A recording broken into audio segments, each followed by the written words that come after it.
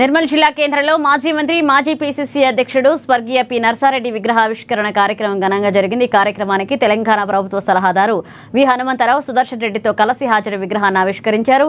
ఈ సందర్భంగా విహెచ్ మాట్లాడుతూ నర్సారెడ్డిని పేదల పెన్నిధిగా కొనియాడారు. ఇందిరాగాంధీ, పివి నరసింహారావుల హయాంలో దున్నివానికే భూమి అనే భూ సంస్కరణలో నర్సారెడ్డి కీలక పాత్ర పోషించారంటూ ఆయన గుర్తు చేశారు. అదేవిధంగా సైడ్ లైట్లు ఇచ్చారు.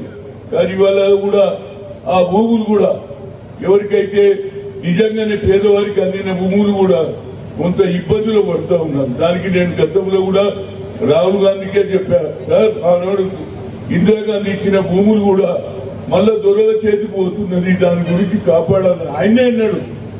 ఖమ్మం బహిరంగ సభలో ఏమన్నా ఇందిరాగాంధీ దియేతో జమీన్ మీరు సర్మాయిదారు వాపస్ లేరు అంటున్నారు. దాని మీద కూడా నర్సారెడ్డి గారి ఆలోచన కానీ, పివి నరసింహారావు గారి ఆలోచన కానీ, ఇందిరాగాంధీ ఆలోచన దున్నేవాడికే భూమి ఇచ్చింది ఎవరో చూసినావా?